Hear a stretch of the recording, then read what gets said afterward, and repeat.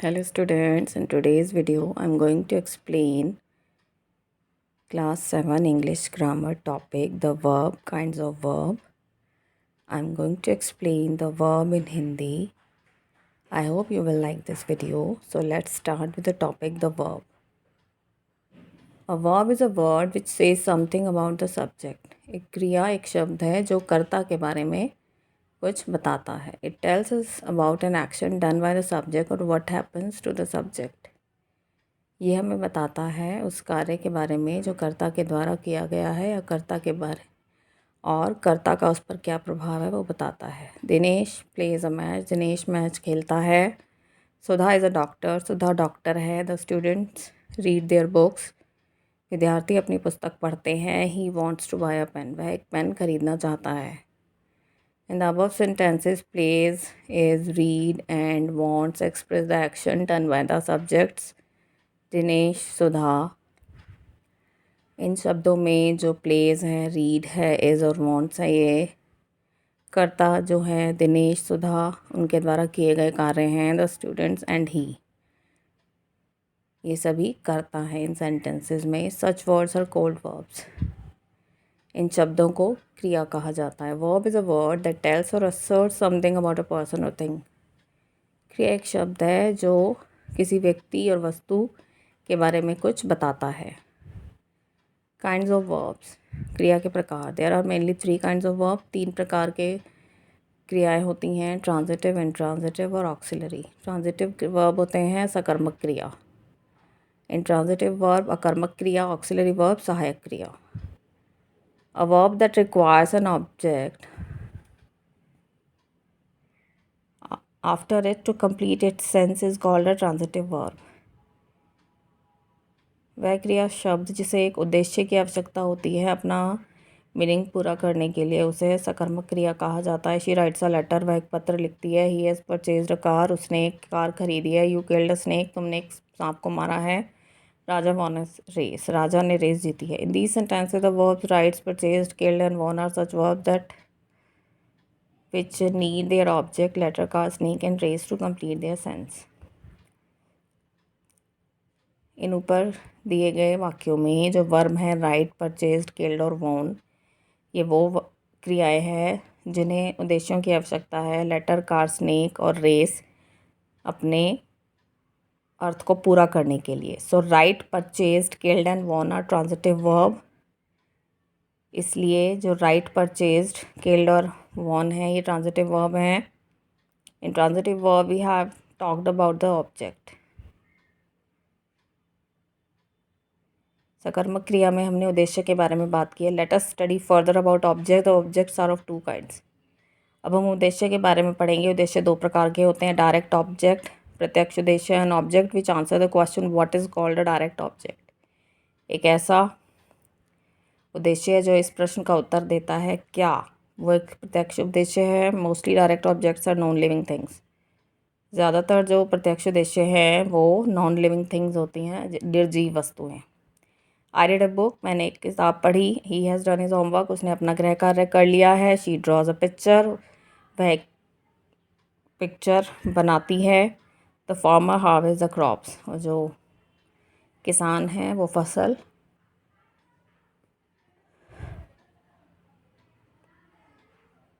उगाते हैं.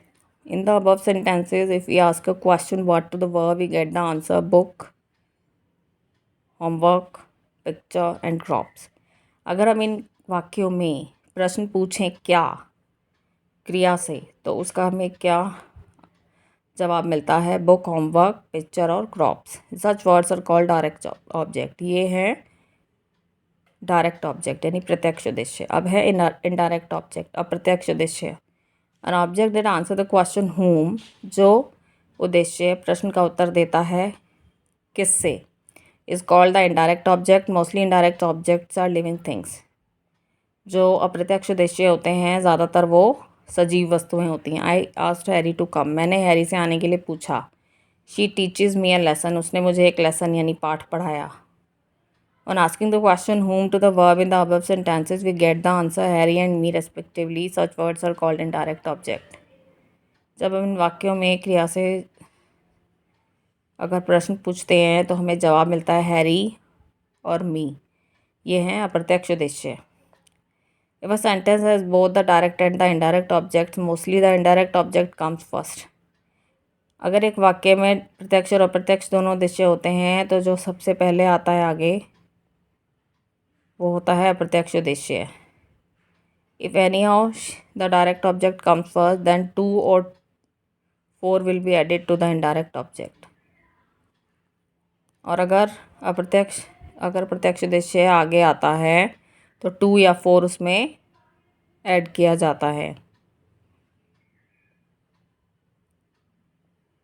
In this sentence, the indirect object me comes first and the direct object comes after it. इस sentence में जो मी है वो पहले आता है और डायरेक्ट ऑब्जेक्ट उसके बाद। If we write this sentence, he taught English to me. In this sentence, the direct object comes first and the indirect follows. To is used with the indirect object. तो इस वाक्य में she taught English to me जो direct object है वो पहले आता है और जो इनडायरेक्ट ऑब्जेक्ट है वो बाद में आता है, उसके साथ टू ऐड किया गया है।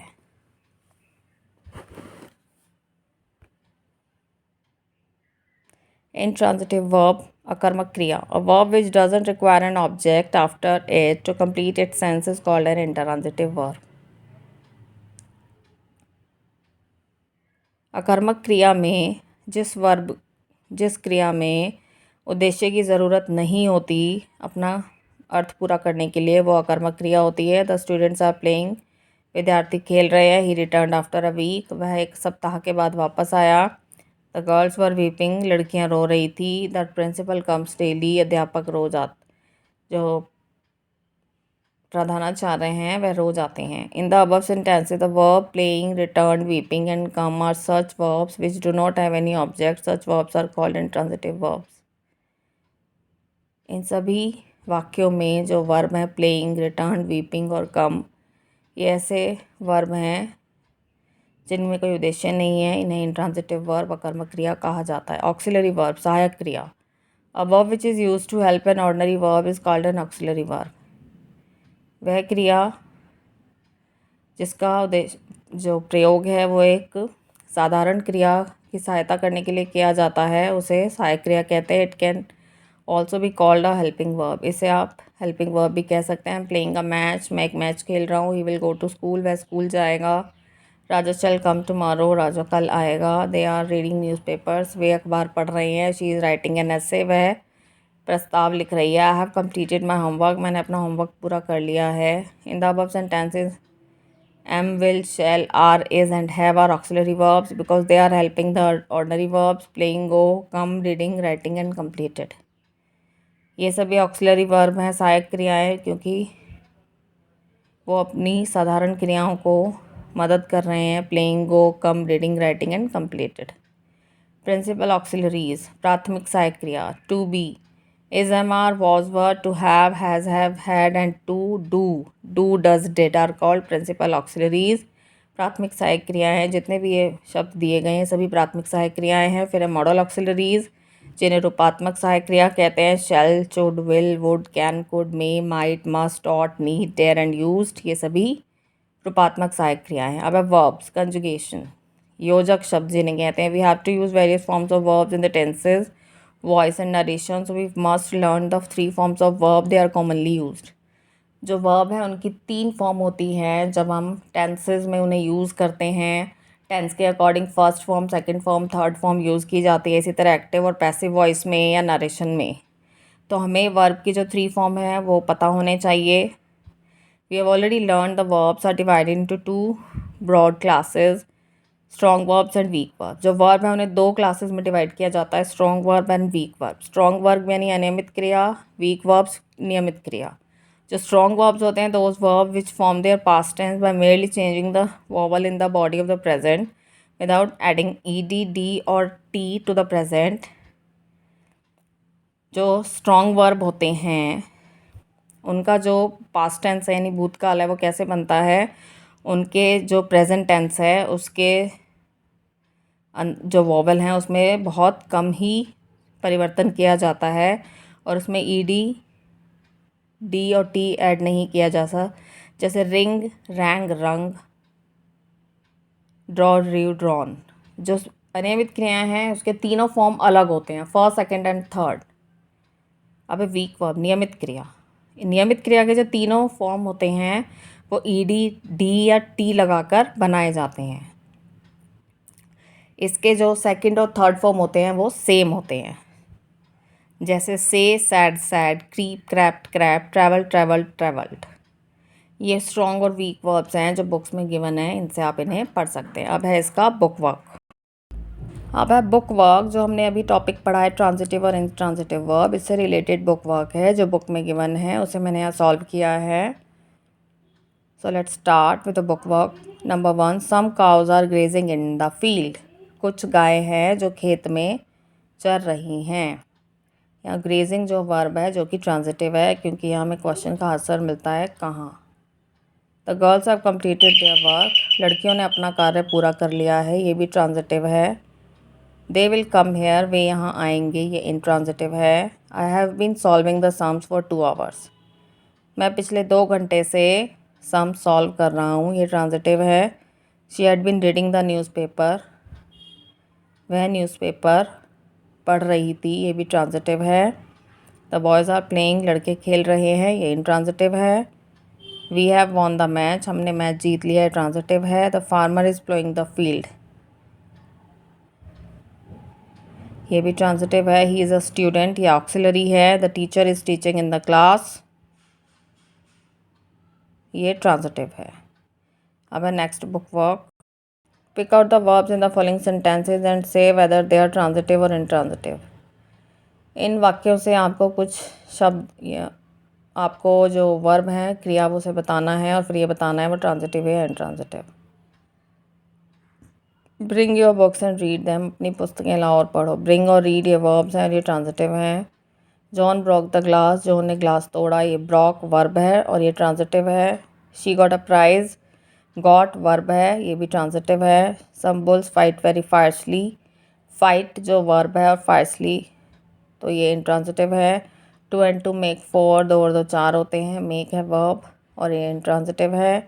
I quite agree with him, agree verb है और ये ट्रांजिटिव है। The mouse ate the cheese, चूहे ने पनीर खाया, ये ट्रांजिटिव है।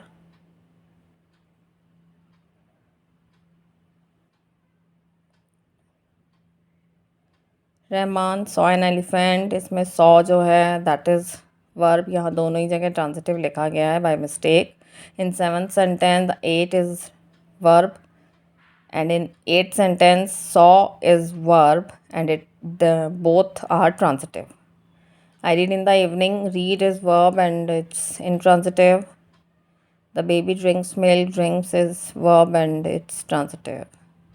So students, in today's video we have discussed topic the verb and kinds of verb, and we have also done 2 exercises. I hope you will like this video and this video will help you, and subscribe my channel for more videos. Thank you.